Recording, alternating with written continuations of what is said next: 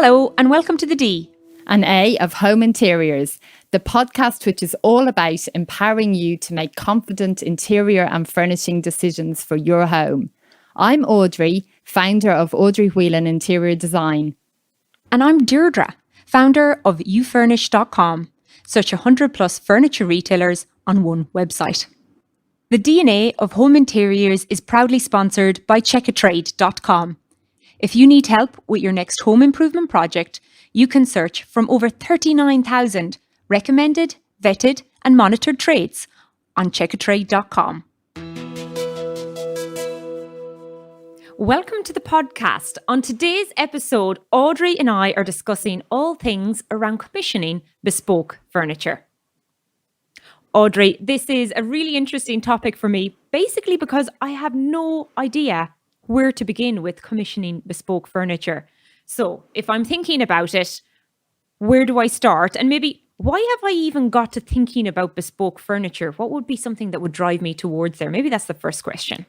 Yeah. So, obviously there's like the idea of having something custom made, like a table or a sideboard or something. But I think in reality, where bespoke furniture crops up most for people is where things need to be built in. So I'd say like in London, I saw a massive amount of need for built-in alcove furniture, for example. So where you could have cabinetry either side of your fireplace, perhaps shelves as well. Then obviously wardrobes or built-in storage, whether it be sort of under stairs or in kind of awkward nooks and crannies, let's say around the house as well, where you could do something really efficient with the space. But if you were to try and go out and buy something, chances are either you couldn't find anything or you'd find something that just, was a bit too small and pokey for the space in question. So I think, that's where I would see a lot of people probably needing it. And then the other end of the spectrum, like I mentioned, sort of maybe dining tables, things like that. I guess, there is so much choice out there in terms of what you can buy that to me is, it's a decision that you make around just tailoring it absolutely to your needs. But it's probably something that for a lot of people is less essential than, those kind of more awkward spaces and certainly where storage is required. Yeah, that makes complete sense. I can picture so many fireplaces with built-in cabinets on either side. So that's definitely a big one. And it's funny because you never think about them. I've never even thought, does somebody just buy that? Had they had to get bespoke furniture? Yeah. So you've identified an area in your home where you think, I want some furniture. There's nothing on the market that I can use for that space to the requirements that I need. So if I want my perfect solution, I need to get some commission-made furniture bespoke to me and my requirements. So where do you begin here in terms of maybe one, how do you even find people that you can speak to? And what are the considerations that you need to think about as well for when you're going to speak to them? How do you get ready even for that conversation? Yeah, this is a really interesting question, actually, because I find, a lot of the times I'll see people kind of getting very excited about that idea, and rightly so, that they're thinking about what they can do in this, built-in furniture area that they require. So they might be on Pinterest, collecting images, looking at different designs, different materials. Is it going to be painted? Is it going to be a veneer? What kind of handles they're going to have, and sort of getting, really into the detail. But the thing that they often haven't established at that point is how much is this going to cost? So sometimes people can spend a while sort of idolizing, around the idea, but then be really, really disappointed to find that, the cost is maybe just going to be more than they can afford to spend. So what I always recommend to people is to try and establish some sort of sense of cost to begin with. So at least then whether or not, that cost is okay to you, but also then what your limitations are within that cost, so you're not getting too carried away. So if you feel like you've got, quite a good budget, perhaps, it's good to investigate a few options initially. So like, for example, in general, it will be cheaper to have something made in like say MDF, which can be painted, as opposed to something with a real wood finish or wood veneer finish.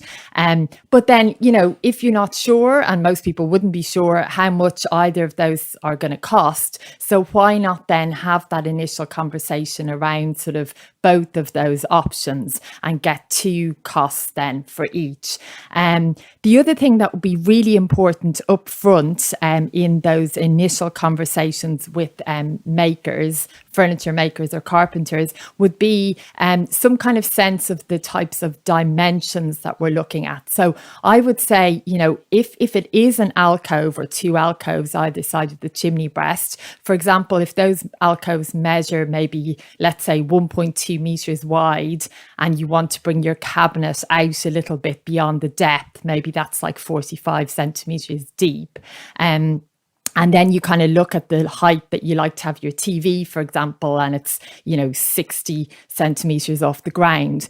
Well, jot those dimensions down and have those ready as part of that initial conversation. So you're saying you're looking at, say, MDF that could be painted. You're also interested in a wood finish. Would that be a veneer? What does that person work in? And then along with that, you're saying, I'm looking at approximately 1.2 meters wide by 45 centimeters deep by 60 centimeters high. And then I would like to have 3 shelves above, which are obviously then the same width, 1.2 wide, but I'd like to have them a bit shallower. They'd be 35 centimeters deep. So now I know that often what tends to happen is people think, oh, hang on, I'm not sure if I want 3 or 4 shelves. I haven't measured my books yet. I'm not really sure. So hang on, let me figure all this out and then I'll have that conversation. And I say, don't even bother. Don't worry. Just say 3 shelves or 4. Who cares? The main thing that you want to know at this point is you want to have something that is a definite idea and then a price against that. And at least that's just a starting point. You can always go back to somebody and say, actually, I'm trying to bring this cost down. Let's reduce the number of shelves. Or you're comfortable with the cost. So you go back and say, actually, how much would it be if I was to add on a couple of shelves? But without that starting point, you're just kind of in limbo. You don't really know where you stand. Yeah. I actually have inbuilt wardrobes in my apartment in each of the 2 bedrooms. And one of the things that they've done, which is actually really good, it wasn't me who bought them, but you can actually amend the shelves. So there's little indents all the way along up and on either side. So you take out the 2 little screws underneath and you can even then collapse the shelves. So you can make it 2. Or you can make one an extra height, one quite short. So depending upon your usage, which I think is a great idea. Yeah, if you're specifying or thinking of some kind of shelving solution within a cabinet, then that's an absolutely brilliant idea. So generally, if you're fixing shelves onto walls directly, you won't necessarily have that flexibility unless you're going for some kind of system, which I remember having sort of in my bedroom back in the 80s, where you kind of had metal uprights on the wall, and then you would plug in the brackets. Now, I would say it's probably not to most people's taste right now, although there are some really great contemporary systems on the market that operate in that same way, but they look a lot better. So one of those is called string, like string shelving. So it may not be exactly the right thing for an alcove, but it is a great system if you want to kind of build a sort of shelving within say a home office or a living room area, and you can add on kind of cupboards and even desk platforms and things. And the other one is called Vitso. So that's a similar one as well, where you can adjust the shelves. And so that's great when it's kind of fitting the space and you do those kind of systems, because at least then over time, if your needs change or belongings change or you move home, even, you can take it all with you. Yeah. And I suppose that's the other consideration around commissioning bespoke furniture, is that it's likely to stay in that property, because if you do move, it will probably not be appropriate and it's probably built in and too tricky to move. Now, I did want to ask you one question earlier, because you mentioned MDF. What does MDF actually stand for? MDF stands for medium density fiberboard. Okay. Yeah. Because it's bringing back memory. So when we started talking at the beginning of the podcast, I was like, I literally have no idea about commissioning bespoke furniture. But when you mentioned MDF, I'm like, oh my gosh, all of those changing rooms programs where they're out in the garden, under time pressure, cutting these pieces of wood up and creating this amazing furniture. In effect, that's what you're doing. Yeah. I mean, MDF obviously is cheaper than any kind of solid wood. It's more reliable in terms of like not kind of expanding or contracting in the heat. I mean, it is a man-made materials. So when we say medium density fiberboard, it is basically it's a whole load of fibers that are glued together, and you have to be very careful if you're cutting it up yourself because of I believe there is still formaldehyde in MDF, so it does generate quite nasty dust, so that's a no-no for some people. But then, you do end up with this, crisp finish, which you do have to prime, but, you can paint quite successfully then. So in terms of making shelves and things, it's, fairly straightforward if you've got the right equipment. But also you'll find that a lot of carpenters and furniture makers, will work in MDF, and it, like the cheapest I'd say would be MDF that's going to be painted, but MDF can also be purchased with a veneer layer on it. So you could have like say a walnut wood veneer or an oak veneer on the MDF, and then the edge of that would be like edge banded with the same type of finish then. Quick shout out for our sponsor, checkatrade.com. Search recommended tradespeople online with checkatrade.com. Audrey, it'd be really good to get some insights around timing. So if I'm going to commission some bespoke furniture, what should the timing be allowed, especially if people are in the middle of a build of a home? How long will it take, or what should they allow for? Yeah, so I mean, it's a difficult question to answer because it's really down to the individual makers and what kind of schedule they're on. But I would say in general, a long time. So, or at least, you should be prepared for it to be a long time. So like my suggestion would always be, to kind of start off as soon as you can with that quoting process, because at the end of the day, you're not kind of committing to anything at that point. So even if you feel like, we still have to get the new flooring in or the walls painted, don't kind of leave it then until that's sort of done or nearly done. Start planning early. And like I said, even if you think, I'm not sure exactly how many shelves or exactly this or that, start getting those ballpark figures in to establish kind of what your budget, can get for you. And then, at that point as well, when you're asking for prices, also ask what the lead time would be from placing the order for these items to be made to, installing them. And then it's also useful to talk to different makers about whether they do a lot of the making off-site and then come and install it in a shorter period of time, or like the traditional way a carpenter would work would be to actually come to site, so to your property, and actually make, particularly if it's things like built-in shelving and stuff that needs to be obviously completely kind of fitting, to your exact area, that will be made on site. But there are more and more people now that are making off site and then will come and they call it like scribing, where things will be oversized and then they'll cut them down to the final dimensions on site. But in terms of what it costs somebody to make something and how they price it, if you think your alcove is around 1.2 meters, but it's slightly more than that, like 5 or 10 centimeters, unless it's the width of a piece of material, in general, those dimensions for the quoting stage aren't really going to make any difference. So again, don't sweat over kind of, I'm not sure whether I should allow that skirting or not, or just get those overall dimensions happens kind of as quickly and just pain-free as you can, and just start having those conversations. So it can be quite useful to jot those down on an email as well. So even if you're giving somebody a call to assess their availability, then quite useful if you pop those dimensions down and you can send them over, and then, you know, they can work things out from there. It's interesting that you talk about the lead times and living with the area before that. But there's another point about living with the area afterwards. I had built-in shelving around my kitchen unit in the apartment when I moved in that I wanted to remove because it's sort of a long, narrow room and it's down at the back and there was dark wood, so it was quite dark and I wanted to remove that to make it brighter. Now, when I removed all the built-in shelving, what I realised is that the floor wasn't fully done up under the shelving. So it's one of those things where maybe you're like, I'm putting in shelving, I don't need flooring there, but maybe think down the line, if you ever remove the shelving, it's nice to have the floor there, because it was very, very hard to find the same shading and actually the depth of the flooring that we had to try and get the area that was now exposed.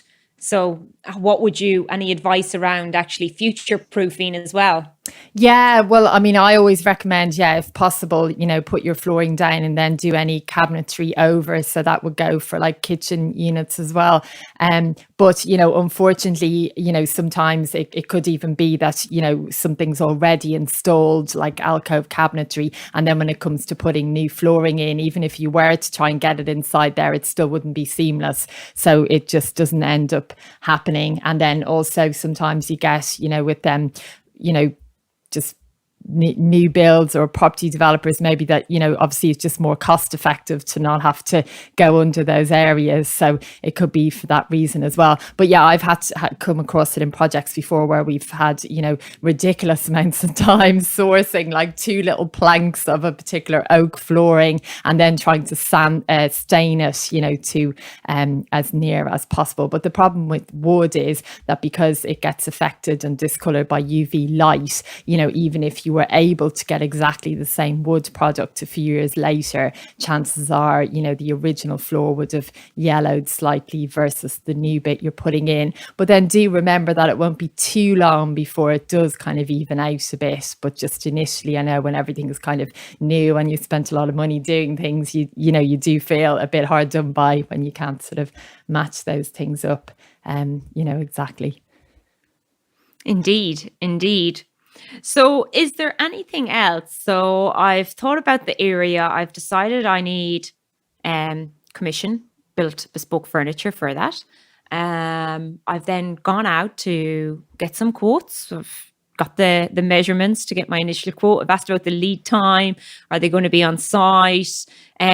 What else do I need to think about or consider in this process? Anything else that we've missed? Yeah, so I'd say, I mean, that's the real kind of beginning of it, to establish your costs and make sure that it's a viable project, you know, for you to actually go ahead with it. And then, you know, the bit I mentioned in the beginning about, you know, maybe getting all your Pinterest images together and kind of working out the detail, like, is it going to be quite traditional in style? Are you going to have sort of, you know, ornate handles, or are you going to go for that sort of painted finish, or what's it going to be? So if you've kind of covered off what your quote will include or allow you to do, for example, you know, is it at the wood veneer end or is it at the painted end? You know, they're the decisions then that can be made then once you've established that cost. So it may be that you do need to go back to that maker again, you know, after you've developed the ideas a bit more, and the price will change slightly, you know, if that's kind of what you're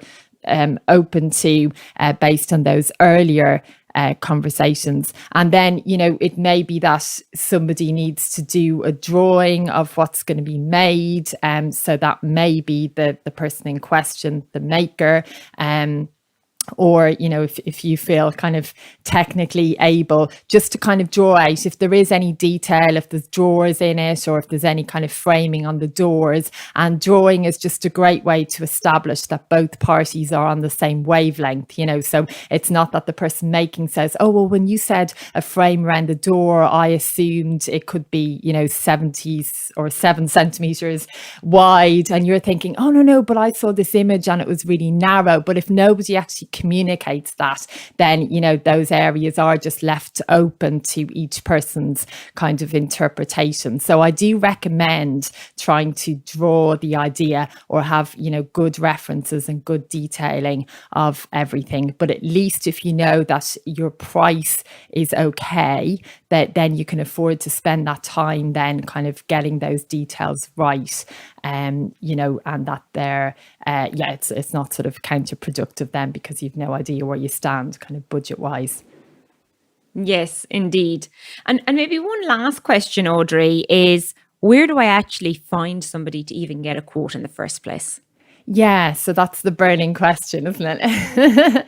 So, I mean, obviously, lots of people like to get a recommendation. So if you've seen somebody else's house maybe and they've had something similar, or even just, you know, a series of built-in furniture made, you know, you could ask who they've used. But I mean, otherwise you could go on, you know, sites like Check a Trade and find people in your area then who can, you know, but again, I'd say, you know, this idea of like getting a number of quotes is so valid, not just in terms of trying to get, you know, the best price, because you won't necessarily go at the lowest price, but just in terms of assessing kind of how different people work. And you will probably find that you get different kind of reactions and different questions from different people. And that can help you with the process as well, to just kind of cross-check a few things with a few people and then make that decision around, you know, obviously cost will come into it, but also